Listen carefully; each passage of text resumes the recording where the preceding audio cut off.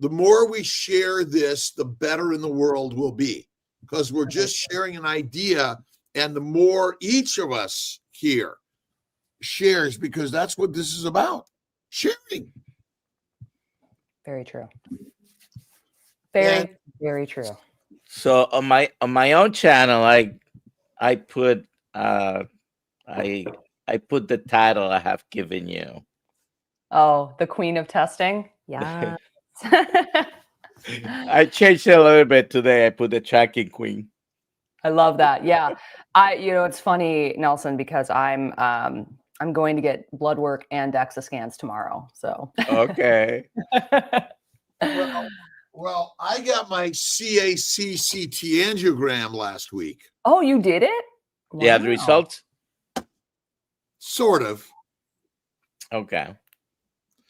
Not complete yet. I've got them, but I've still got to get my get them AI evaluated. Because. So I'll have more information soon. Yeah. Didn't you get a CAC score a long time ago? So 2.5 years ago, it was 690, and then the second result, like a month later, was 700. That's not much of a change. That's nothing. But what does it mean? It means you have some calcified plaque, Kiltz, but it is what it is. So when I had my shoulder rotator cuff, what was it? I can't remember what they call it, but I couldn't even move my arm, right? Okay. Your calcific tendinitis. Thank you very much. I couldn't move it. And then the guy did an x-ray. He said, I've never seen so much calcium everywhere in your body. Huh, interesting. What does that mean? What does that do to my CAC score? What does that do to my CT angiogram? What if I've got calcium everywhere? Yeah. I don't know. Well, calcified plaques typically are more stable than the soft. I'm really I want to see would you get a CCTA? Yeah, he got a CTA and he's waiting for the AI over reading. That one will be interesting. I'd like to see what that is.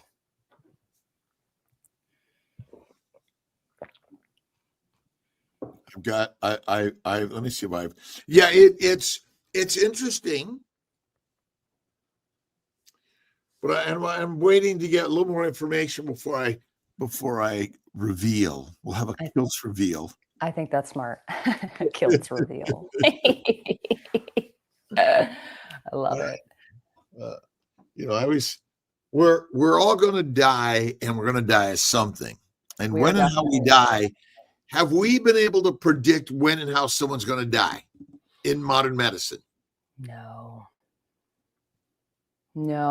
I think the key is just health and longevity, health span, not lifespan. And you are the epitome of it. So I think you're doing great. That's what I say every day. Again, none of us know when it's going to happen. Yeah. And I think the most important part is maybe it's happy span, a peace span, right? Joy of lifespan, right? Because the diseases are rampant around the world because the plants and the microbes want to make us fertilizer, and they do a very good job at that. That they do. Yeah, my main concern, I don't care how long I live. I mean, I wish I lived forever. I always wanted to be a vampire when I was a young child, but I want to be healthy. For real. I know I'm a weirdo. I just want to be healthy. I want to be able to hang out with my kids and keep up with them to a degree and not be achy and do all of the things I want to do until the day I die. That's my ultimate goal. All right. So were we talking about anything specific this morning, Jenny? Did you have a particular subject you wanted to bring up? Man. I don't know. Okay. I mean, we can talk about whatever the heck you want. You know me. I can chat about whatever. Well, we have a couple of questions already. Let's do that. And It is very early. I made a special alarm for you guys because I love you so much. Barb. Because you're in Central Time, so it's 5:08 over there. Yeah. All right. My kids are with the in-laws because I didn't want them to wake up and be like, We were excited to see them. oh, don't worry. You'll see them at some point. No Carb Barb asks, hi, Jenny.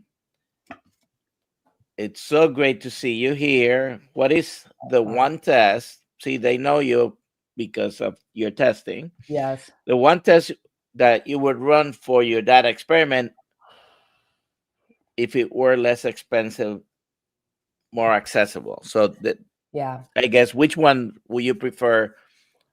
I would love to run a full body MRI. That would probably be my first one, but that is cost prohibitive and hard to get. And then my second, I would love to do a CCTA. I did a CAC when I was like 39. I have heart disease in my family, so I was able to get it a little bit early. And it was a 0 as expected, but I would love to do a CCTA. But again, cost prohibitive and hard to get. And Barb, I love you. And I will be messaging you later today with dates so we can record. I've been overwhelmed with stuff and I love you. Barb is great. She is wonderful. All right. Well, what percentage of people in their 30s have heart disease? Oh, it's very, very, very low. It can happen. It can happen. Right. And then how about 40s, 50s, 60s, 70s, 80s, and 90s? It goes up as you get older because it takes decades for that to happen. Yeah. Right. Yep. The reason I got it done, Kiltz, was because it was at my 9-month mark of carnivore, and so many people believe the myth that carnivore will cause plaquing. So I wanted to have a baseline. I pretty much knew it was going to be 0, but I'm really interested. I didn't know if I was going to stay on the diet long term, but at least now I have that data point. So 3 more years from now at the 5-year mark, I'm going to do another one just to show the people. I'm pretty confident it's going to be 0, but I like to show the data. Well, and mine was 600. Right. At 68. When did you get that done? 2.5 years ago. And my father had heart disease, who had 5-vessel bypass. He lived to 94. Right. My grandmother lived 104, his mother. And it is an interesting thing because how many people that die at 95 have evidence of heart disease? I mean, almost all of them, especially if they're eating a normal diet. But Kiltz, a lot of that calcification could have come from the years that you ate a different diet. You've been carnivore now for what, 15? 15. And you don't have a number from before. So that's your new baseline. And the fact that it didn't move but 10 points, that's nothing. Literally, you're going to have a range just like with anything. It's stable. It's fine. You can't figure out what caused it, but I mean, you're the epitome of health. So for you, it wouldn't be something I worry too much about, Worry. Yeah, I don't think he does. I know he doesn't. I know he doesn't. And that's good. I don't want you to be, losing sleep over this because it's not worth it to do. No. But it's very interesting because back to what test do we know? I agree with you, by the way, on a whole body MRI or CT, MRI, whatever it is. But Dr. Nelson, maybe you could comment on one of the problems of these tests. The same problem with any test. I mean, they do inform us of some facts that we then translate to some opinions based on statistics, right? But we can never guarantee the individual results will say anything. You had a CAC score of 39, that was 0, that's great. That tells me, looking forward 10 years, that there is very little chance that you're going to have a heart attack. But I couldn't tell you you're not going to die from a heart attack for sure, For sure. because it could still happen, right? Yeah. But your risks are certainly very little of that specific cause of death, though. Right. And that's Yeah. relative risk for everybody out there. It's not absolute risk, like Dr. Nelson is saying. Like, I could still die from that, but relative risk of 10-year with a 0 CAC just means that I most likely won't.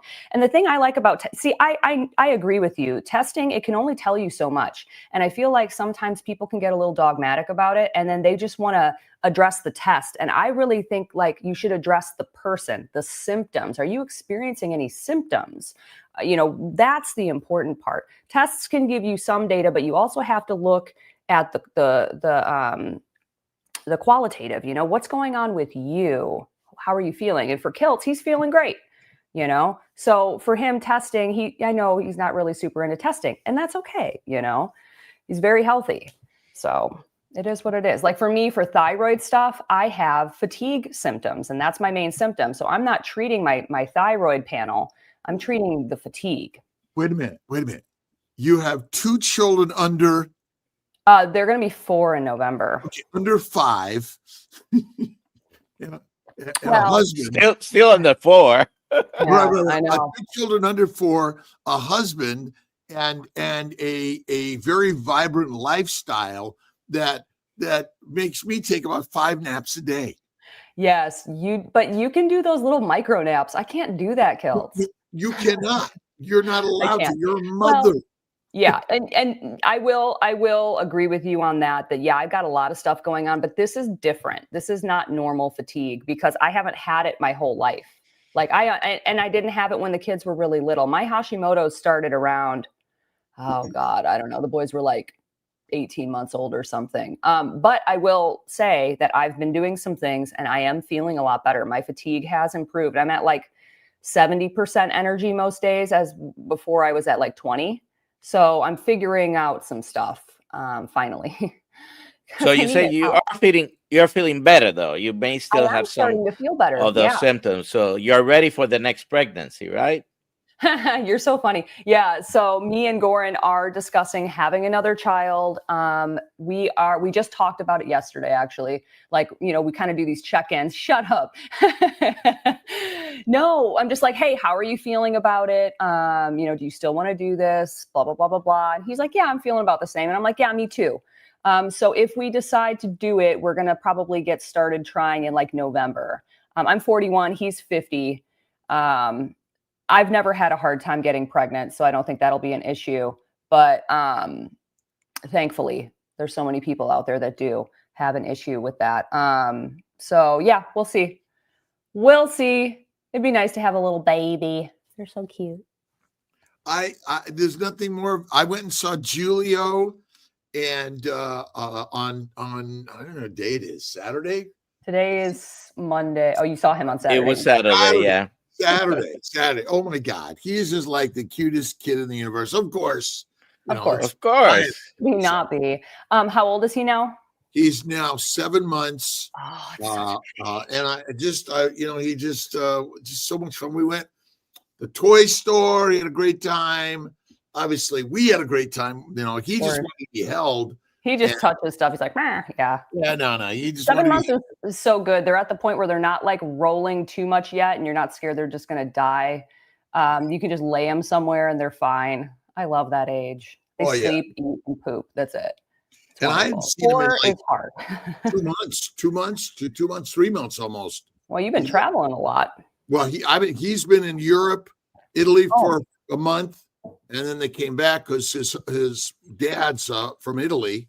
They went and visited his family, and that was fun. And so then I've been traveling, and so yeah. All right. So I have a question here. Let me quickly take care of this. I don't know if you're asking about individual consultations with me, which you can schedule. You go to drkiltz.com and all the links are there. Or if you're talking about the coaching course starts the first Wednesday of October. Okay. That's very exciting. And if she's talking about me, I have not opened up October coaching dates yet, but I will soon. So vague. But also the coaching course. Where's the link for the coaching course, Dr. Nelson? At drkiltz.com. But I have it. For its top center, because someone texted me last night and said, I can't find it, and I didn't either. So we'll send it out. All right. We'll get it out there. Anyways, we have a question relating to something we were talking about. Let me change this here. So Dr. Kiltz, Michael Smith asks, doesn't Gary Brex quote people's life expectancy? Gary Brecka. Yeah. What's Gary Brecka? Yes. So my answer is whatever he's quoting, he's probably wrong. Anything he's quoting is just going to be an estimate. There's no way you can show that. There's no way. He There's does no way. extensive blood work testing and things like that with his company.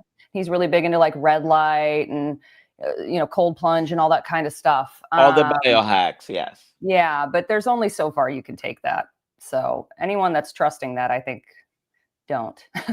well, would you bet $1 billion on? Remember, average life expectancy is an average, but nobody is an average. Right. Everyone is a dot on the scattergram, right? And you don't know no one knows which one you are, right? Yeah. That's kind of the challenge in this, and our ability. I don't know. You go back to 100 years. Obviously, our life expectancy has improved because of sanitation, and the indoor plumbing, all those sort of things. Yeah, that is helpful, and I'm very, very happy for it. Yes. All right. Chicago question. All right. And Sox or Cubs? Cubs, baby. North side for life. Goran would say both because he actually lived in Chicago. He was he lived on the, I don't remember which side, south or east. So he liked both. But for me, I always grew up a Cubs fan. My grandma was a Cubs fan, is a Cubs fan.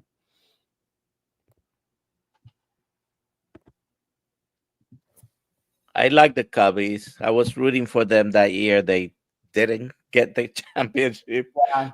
Very 2016 was when they finally got it after however many years. Man, that was a good run. We watched it on TV and we were freaking out. It was like, ah.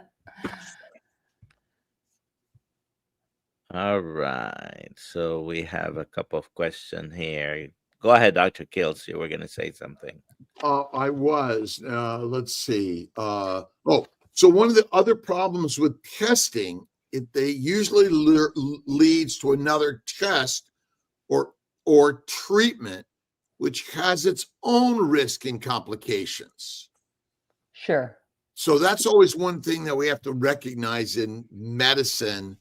And the leading cause of disease and death is doctor recommended advice. True. According.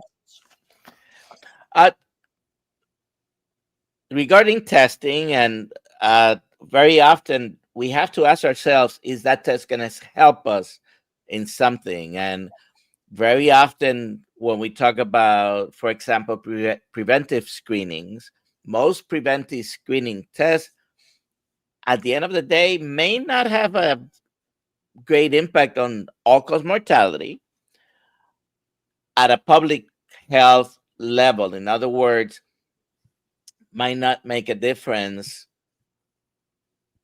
but in the individual case, the test may be appropriate because of other reasons, not just screening. But let me give you an example. Breast screening, breast cancer screening mammograms are recommended. I'm not going to even discuss the recommendations, but I recommend it after a certain age every so often. But if a woman comes with a lump, that's no longer screening. That's a diagnostic test. Let's try to Right. find out what that lump is, which Yeah. can make a very big difference to the patient herself, or even himself, because it happens in men, by the way. Yeah. So I don't like to test all willy-nilly. Like, I'm running experiments. I'm doing N of 1 stuff, biohacking and things like that. So I just test the particular markers that I'm looking for to adjust. But I do think that people should be getting at least a fasting insulin, a lipid panel, a comprehensive metabolic panel that has glucose on it, and maybe like a vitamin D and an HSCRP and a GGT once a year, just once a year. You got to know your numbers. There's so many people out there that just do nothing, and then they're so surprised. When they all of a sudden some stuff pops up. With fasting insulin, you can see pre-diabetes for like a decade or two, before you're actually diagnosed. And it's very interesting because I was talking to someone yesterday, as a matter of fact, about fasting insulin. Can you have, that was his question to me, can you have an elevated fasting insulin with a normal fasting blood sugar? 100%. And and the answer is for almost 20 years you can. Yeah. It's the canary in the coal mine. It tells you, oh snap, something's off. I mean, if this next question on the screen, what test is most important to get for carnivore? I mean, for carnivore, the ones I just said, I think a basic blood work panel is good, but I would love for you to have something to compare it to. So if you're starting carnivore, get a baseline, or if you have them from the past, you have something to compare to, and then standard lipid panel, fasting insulin, comprehensive metabolic panel will have your glucose, your AST, ALT, electrolytes, and some kidney function numbers. GGT, HSCRP, and vitamin D, I think, are really good places to start. And that's not an expensive amount of tests. We just paid for that with Goran on Own Your Labs, and we had 2 discount codes. I think it was like $110. Or you could go to your doctor and have them order all of those things. None of them are weird or abnormal. And how about a liver ultrasound? I mean, sure, if you think you have fatty liver or fatty liver is actually the earliest sign of all those problems. Sure, visceral fat accumulation. And so, fatty liver, making fat in the liver is normal. Sure. But excessive storage of fat is where the damage begins. It's not the fat that causes the disease. It's the conversion of the sugars and proteins in the liver, and it's the high amount of those that cause the damage. But we use the fatty liver screen as a sign of the problem. Sure. And in my sense is liver damage is the first problem, because there's nothing wrong with our insulin and there's nothing wrong with our pancreas. It's the liver's ability to convert amino acids and sugars to fat. And what is a true fasting? If your gut is not empty, you're not doing a true fast. Right. So a 20, like an overnight fast, is not a fast. You No, need to do 12 it to at 14 least hours. 3 to 5 days. Yeah. I mean, and also fatty liver, when there's fat depositions on the liver itself, that is not supposed to happen. You could do I just want to throw fat.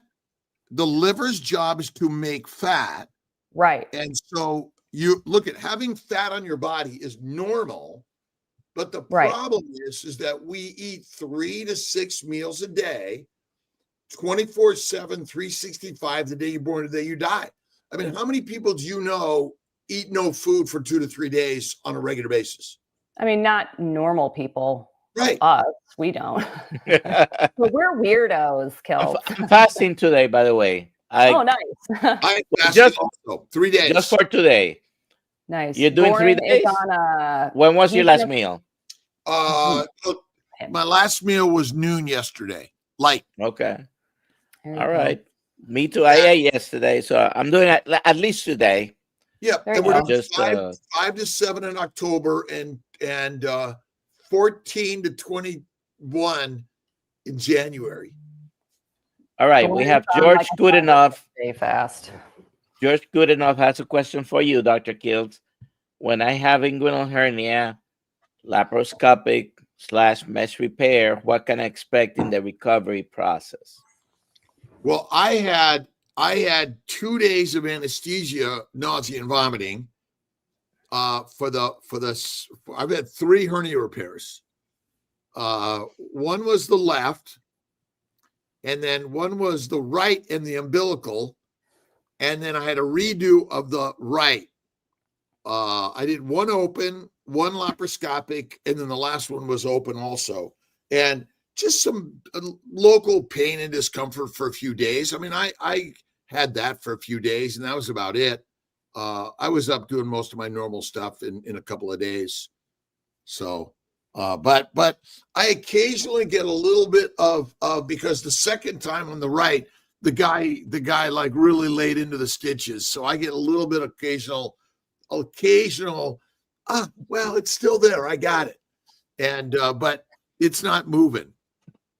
Did you have local or general anesthesia? Oh, I had general. Put me to sleep. I don't want to watch it. I don't care. I don't care. Take a little nap. Yeah, I'm like, yeah. But again, to get really deep in there, because they have to get deep in there and put those stitches in, they can be a little uncomfortable. But I've had them for a long time, and finally it was just like, okay, I'm just going to get this fixed, because it was causing a little bit of bowel herniation, and that has risks of bowel. It could become necrotic and things like that. So I had it worked on. All right. Michael Smith asks, why is it so expensive to get MRI? Just read about Canadian couple getting MRI in China. Walked in, paid $500, and got results the same day, printed out. Now I'm gonna take a stab at this. Actually, Jenny, answer first. I think that's just a consequence of our modern conventional medical system. Everything's really, really expensive. I have seen online, there's a couple of companies out there. It was at Prenuvo and a few others where you can do one, but I looked it up and it's still pretty expensive. It was like $2,000 or something like that. Well, I think it has to do with the technology. It's not a simple technology, right? Yeah, it's a huge machine. So that's one thing. Number two, it doesn't say what test this particular person had. Here in the United States, I can do an MRI anywhere from $200 to $1,000, depending on what is it that, I used to do a lot of pain management, used to order a lot of MRIs. I can find a company to do a lumbar spine MRI for $200. You have to look around, but yes, they can be done. And other people charge $500 to $1,000 to a couple of thousand even for the same test. So does the price depend on the interpretation and the amount of area that's being scanned?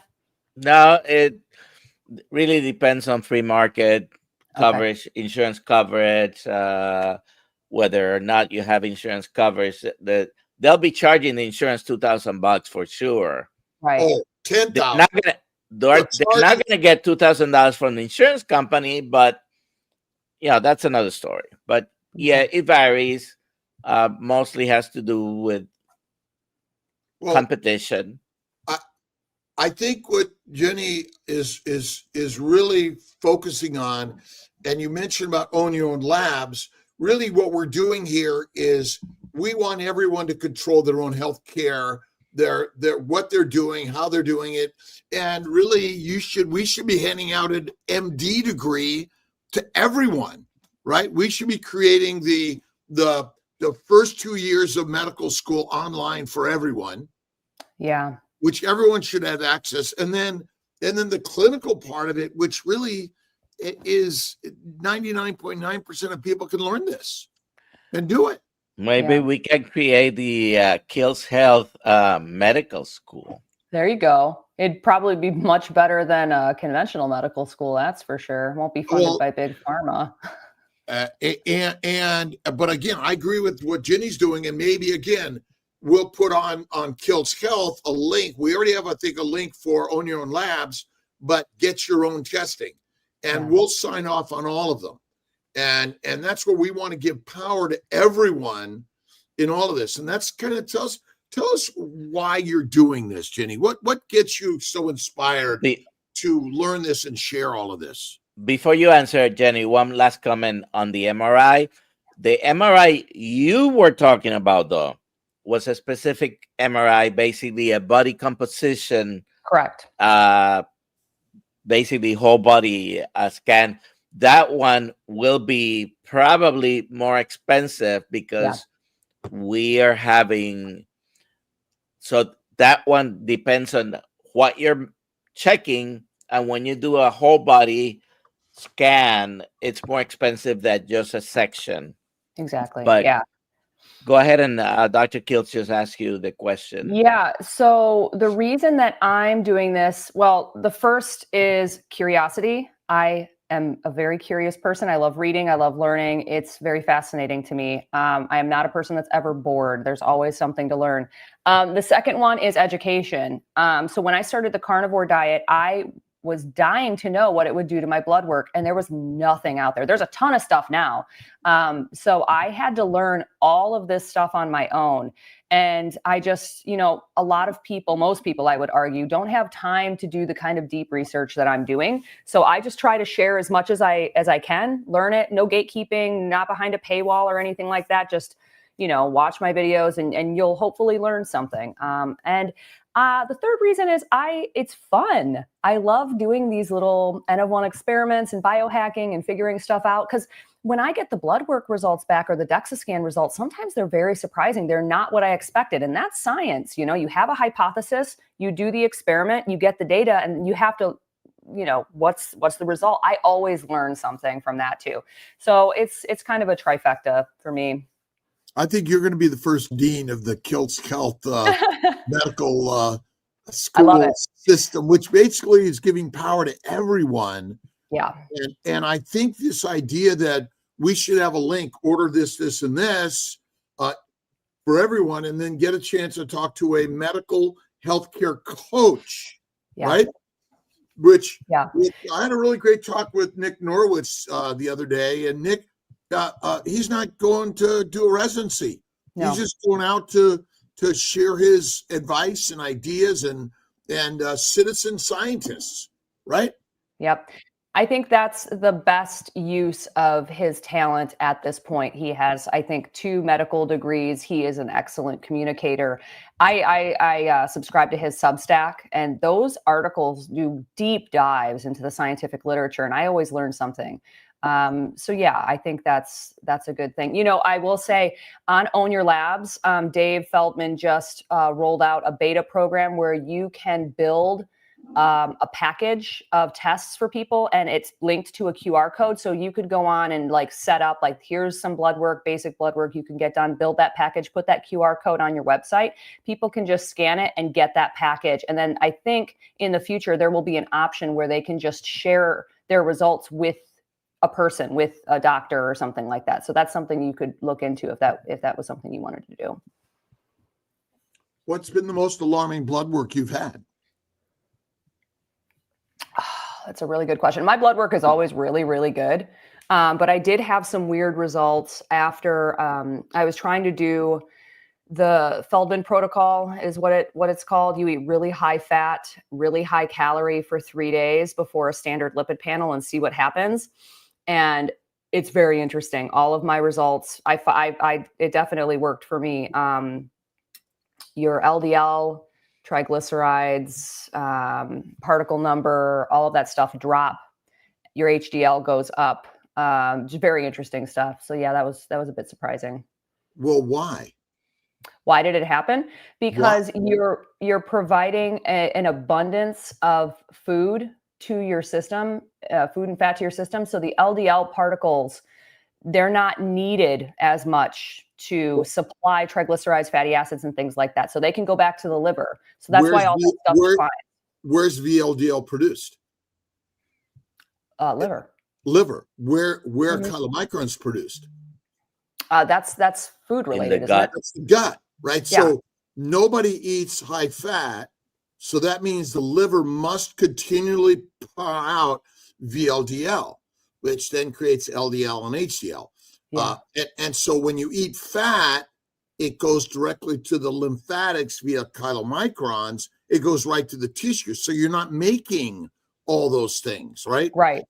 So that's why, but it always goes back to, is lipid science or snake oil to sell a drug? Oh, I wonder. I don't know. What are your thoughts? You have any? No, I agree. I mean, I think if you're looking at the old guard lipidologists, they're always pointing to LDL cholesterol as the boogeyman, and it's not. When I look at a lipid panel, I'm looking at triglycerides first and then HDL. I don't even look at LDL. What disease do they cause?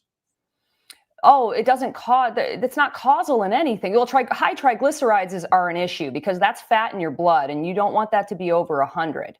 That can be an issue, but LDL it's not causal in anything. Now, the old guard lipidologists would argue with you to kingdom come, but a lot of them are bought and paid for by the statin industry. So of course they're going to do that. Their bread and butter comes from that. Even when you have, and this is the difference between the old and newer paradigm of looking at this, because why are doctors treating high LDL at the drop of a hat? I just had someone who had a very mild elevation of LDL, and the doctor called me and put me on a statin.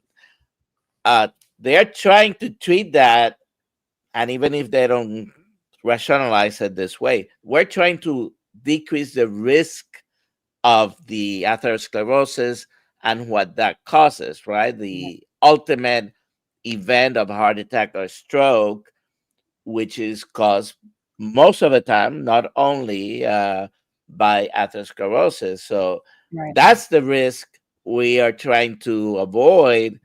So when your LDL is high, then why don't you try to determine first if you have that condition or not? Because but I think the reason they're treating it is because they have a drug that can lower LDL. That's the point. And the problem though, when taking a statin, is it causes more calcification, and their whole rationalization for this is like, oh, but the calcified plaque is more stable. Taking statins can also increase your risk for insulin resistance and type 2 diabetes, which is a causal factor in cardiovascular disease. So it's insidious and it's a problem. LDL cholesterol is not what you should be targeting. I always look at triglycerides. That's what I'm concerned about.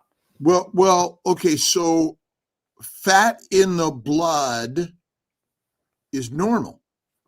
To a degree, but if you have triglycerides over 150 and you're eating a carnivore diet, that's a problem. But if as long as there's other markers to go along with it, right. To go along with it.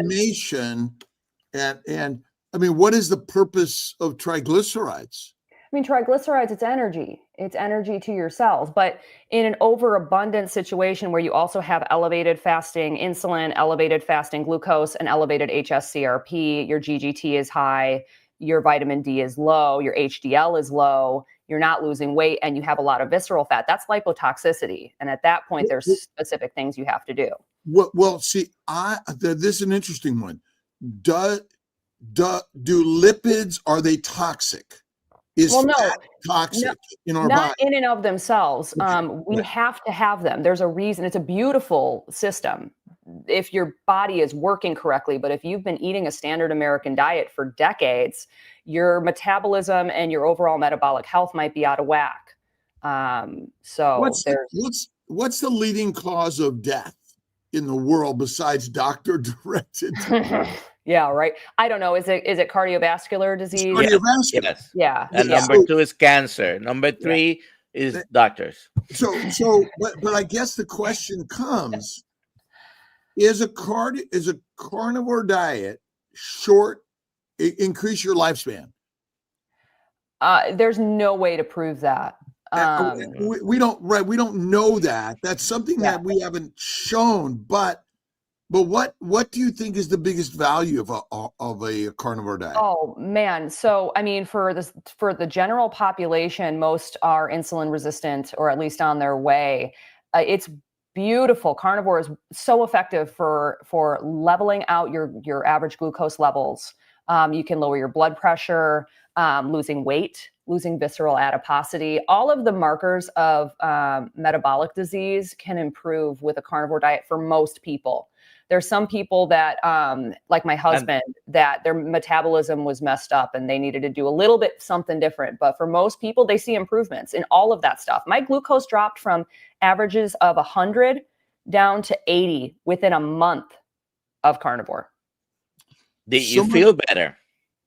I mean, I felt like crap the first month, but after I got through the keto flu, yeah, I felt better. and I think that what he was looking for, because if you don't test, you don't know that all those things might be wrong. But when you're eating what you should be eating, probably, you feel better. In general, yeah. That means quality of life improves. Yeah, I think when you're giving the body the appropriate fuels, it's amazing how fast it responds. It wants you to eat the right food because it can then thrive. What's your thoughts? I've got a keto carnivore here on Instagram has been 60 days, not losing any weight. Okay. Working out 60 to 90 minutes, I think, a day. Okay. What's some advice to those of us that want to kind of cut down on some of the fat and lean up a little bit? So if you've been on carnivore for 60 days, your body is definitely used to it at this point, like your digestive system. At that point, I would probably start playing around with macros. That's just that there's not enough information there for me to really, dive too deep in. But I would say definitely if you're eating dairy, cut it. That's the number one thing you can do to get the scale moving in the right direction. Don't add heavy cream and butter and all that stuff to your coffee. Number two, if that doesn't do anything, I would say don't add extra fat to anything. Don't be piling butter on top of your steaks. Or if you have a lot of weight to lose, you don't need to do that. Your body has the energy on it. Let your body tap into that fat. The third thing I would say is maybe make one meal a day a little bit leaner meat. Not all three, just one. And then that can start moving in the right direction. But without knowing a lot more information, I mean, I don't know. You could also be working out too much. 60 to 90 days of like chronic cardio can be very, very taxing to your system. Your cortisol could be super high. You got to work on your sleep. You got to work on your stress. There's like a lot that goes into it.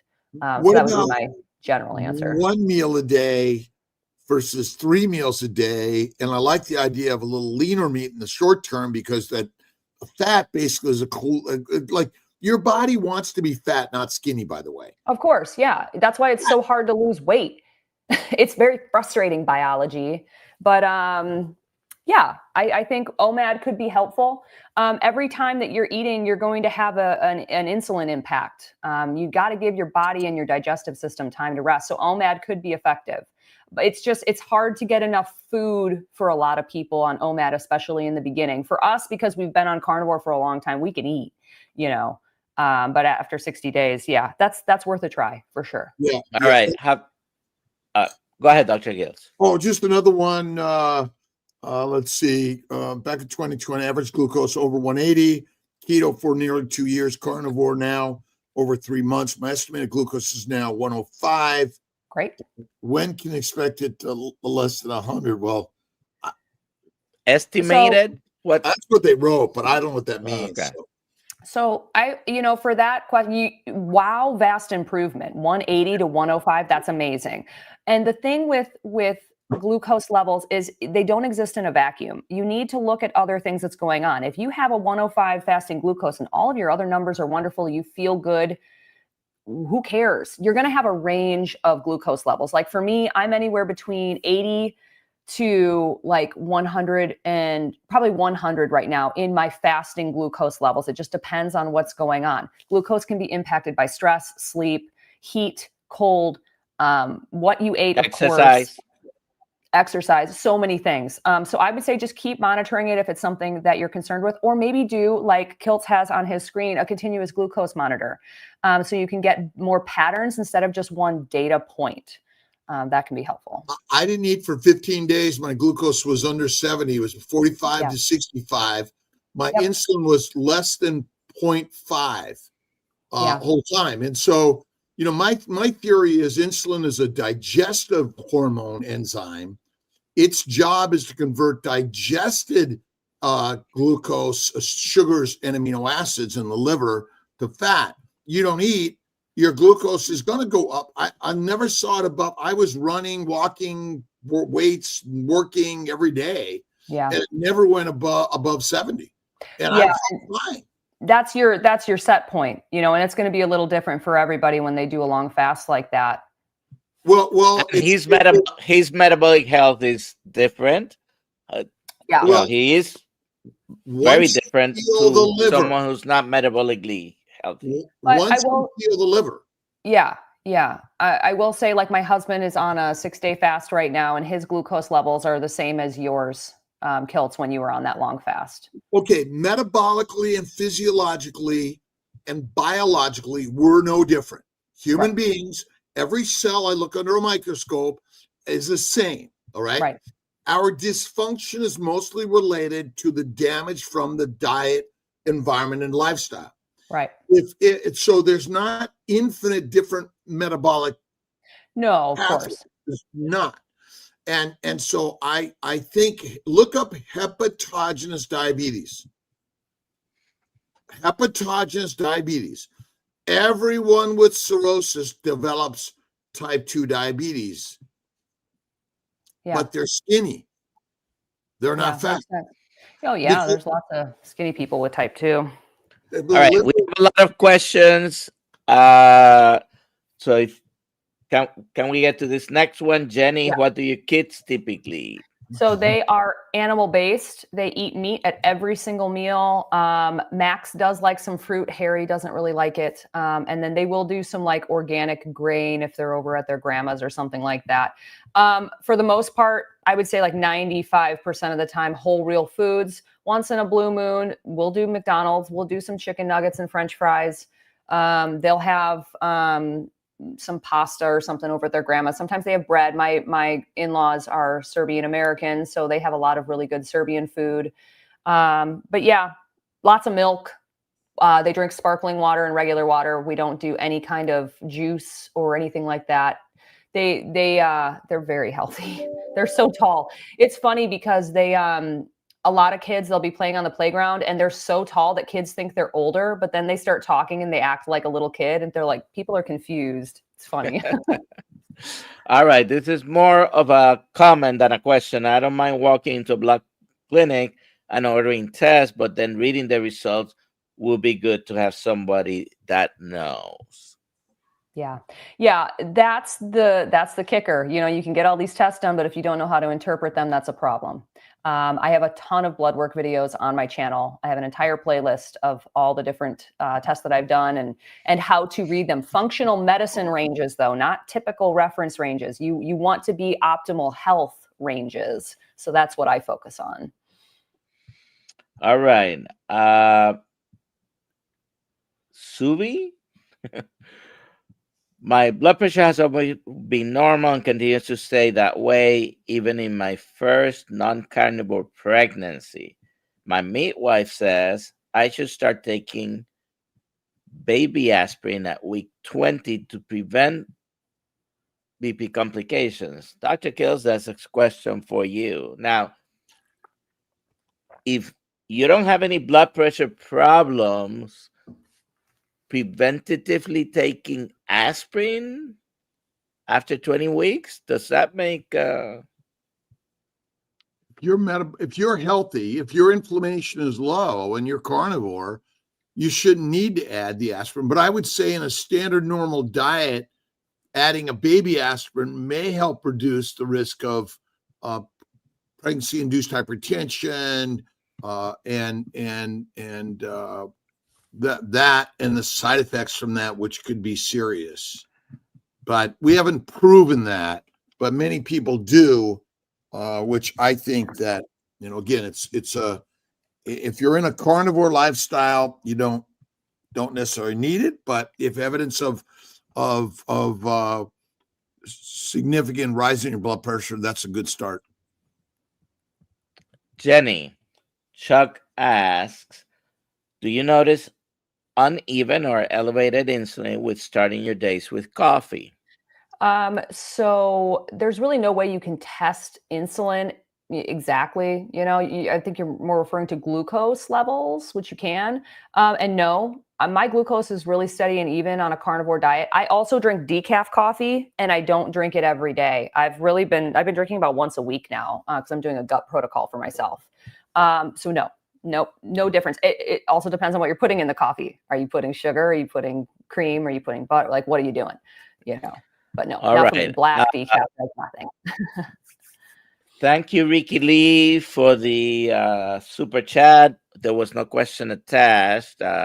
Hopefully, I didn't miss it if you put it in there. Here's a comment. Testing becomes obsession. Why are you looking for something to cure? Eat healthy and quit worrying. Sure. Good advice. If this becomes an obsession for you, it's no longer healthy, and don't do it. The reason I test so much is not because I'm doing it for fun. I'm doing it because I'm doing experiments and I'm doing education on it on YouTube. If I was not doing that, I probably wouldn't test as often. It's expensive. It gets expensive. Yes, I was doing an N1 experiment this weekend. I'm not going to go into details. It went great on Saturday. It went horrible on Sunday. Pregnancy safe cosmetics. If you're carnivore, you need to make sure your thyroid levels, especially T3 levels, are good and optimal, which is a 3.3 minimum. I don't know which test you're talking about. 3.3 sounds like T3. If not, you're not going to clear the cholesterol. I don't know that that's accurate. 3.3. So when you're looking at your T3, you want to be in the upper quadrant of the reference range, but the reference range is going to be different for every lab. And T3 levels are going to do, some adjustment for every person. There's some theories out there that your T3 goes down on carnivore. I don't know that that's true. But I have, I had the level might go down. The need for the T3 might not. And I think that's the nuanced explanation. But let me make a comment. 40 years of practice. I never treated someone's cholesterol until I knew what the thyroid was and that it was optimized. Because your blood sugars will affect cholesterol numbers. Your thyroid, yes, they will affect cholesterol numbers in general. So thyroid needs to be optimized first before you worry about cholesterol, because your cholesterol numbers might be influenced by the thyroid hormones. I will also say, though, that I had really low T3 for a long time because of the Hashimoto's. It's now adjusted with medication, but I never had elevated triglycerides. My HDL was always 80 to 100. My LDL was fine. So I didn't have that issue with low T3. All right. Dr. Nelson, what does your shirt say? Yeah, I've been curious too. My wife says I have only two faults: that I don't listen and something else. That's what my shirt says. I love Nellie. She's awesome. Bruce Vajour has a question from KMT. My hunger level is depleting unintentionally. I'm OMAD, 1 ribeye steak, 4 egg, fill me up. I'm 5'11", 228. I consume approximately 120 grams of protein. Mornings, I drink creatine, collagen, and take 6 beef organ pills. How can I increase my protein? Eat more meals. Throw in a second meal. I mean, there's no way you can eat it if you're not super hungry. I would break it up. You could also do a protein powder, but I prefer to eat my protein whole. What's the optimal weight for a 5'11"? Oh, I don't know. I don't know either, but Probably like I'd say 180 to 200. But it also depends on how athletic this person is. Are they full of muscle and 228? That's totally different. Yeah, don't know. Right. And 120 grams of protein is kind of low. I mean, that's what I'm eating as a minimum, and I'm 5'6" and 150 pounds. So. All right. Probably the last one, because we need to do the KMT hashtag KMT for organ blend supplement. And in the meantime, you're gonna hit that question. We'll get the KMT prize, and then we'll get Ginny to tell us quick about her book and when it's coming out and where people can find her. Yeah. Can you address several of the carnivore promoters switching to very low fat carnivore? That's a loaded question. Go ahead. Yeah. So here's the thing. I've been doing I've done 4 lipotoxicity videos recently. So a lot of people are talking about this now. Me and Ketogenic Moon were just talking about it. I've seen other people talking about it. Not a single carnivore influencer is talking about low fat carnivore. You're never going to be a low fat carnivore, even if you lower the fat a little bit. Carnivore is inherently a higher fat diet. So what people are talking about right now is lowering the fat a little bit. And there's reasons why you would want to do that. If you have a lot of extra weight on your body and you've been doing a standard high fat carnivore diet and you're not losing weight and your metabolic health is declining, that's a really good indicator that you should lower the dietary fat a little bit. But you're still going to be at minimum 50% fat, 50% protein. I mean, I've been doing a little bit lower fat carnivore and I'm still like 65% fat, 35% protein. The key is just don't add butter to everything. If you have 100 pounds to lose and you're not losing weight on carnivore, stop adding heavy cream and butter to everything. Eat just the fat that's on your meat. Switch out one meal a day to be leaner, a leaner cut of meat. That's it. But no one is promoting a low fat carnivore. It doesn't exist. All right. Let's love yourself. That too. That's important. Love the person in the mirror. Critical. And Ginny, when's your book coming out and where can people find it? All right. So my book is coming out on November 4th. It's called Complete Carnivore. Susie. Yay. Susie, email Alia at drkiltz.com. Spelled out, the doctor word spelled out. Alia at drkiltz.com with your information for a bottle of the organ blend. Yum. So go ahead, Jenny. And the book is called Complete Carnivore. What is the book about? So the book is a complete in-depth guide to the carnivore diet along with 80 carnivore recipes. So I see it as the encyclopedia of the carnivore diet. It basically will take beginners all the way through the process of getting started. I have an entire chapter on troubleshooting, which is what all of us are always trying to do, with these comments and questions. I have an entire chapter that has taken all of the stuff I've learned from my viewers and from my research and lays that out. I have an entire chapter on monitoring your progress. So all of the things that I've learned about blood work, DEXA scans, continuous glucose monitoring, ketones, all the scans and stuff. The entire chapter is in there so you can know what your functional ranges should be and how to interpret these blood tests, because you can get the test, but if you don't know how to interpret them, it's not going to help. So that's the whole first half of the book. It's like 250 pages. And then the second half is 80 carnivore recipes. So this will help to provide some variety to your carnivore diet if you're getting bored with beef, butter, bacon, and eggs. And I see this book as something that any carnivore of any length of time can have on their shelf and get value from it. Somebody that's just starting, get a lot of value from all the information on getting started and how to avoid all the mistakes that we all made in the beginning of carnivore. And then people that have been on carnivore for years will find a lot of value in the recipes and in the monitoring your progress and the troubleshooting chapters. So yeah, it's very meaty. I'm very happy with it. And it is actually starting to go to print today. So November 4th is the release date. Dr. Kiltz was so gracious to write the foreword for my book. Thank you so much. Love it. I love you to death.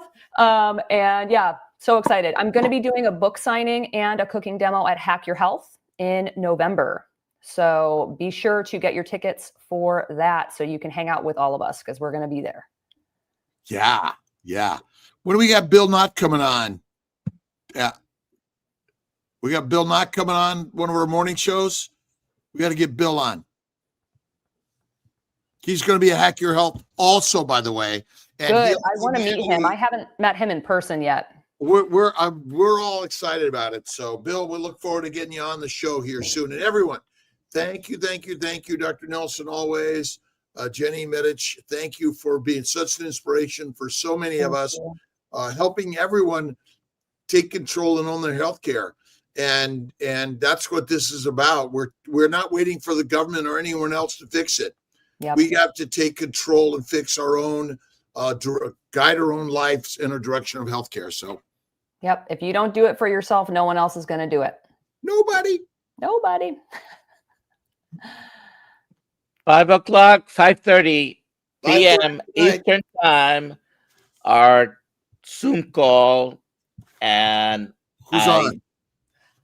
I think it's Dr. Seyfried. I'm not 100% sure. Let me see. I got a note here. Let's see here. Matt Helfer. Okay, so it's not today. Yeah. Today.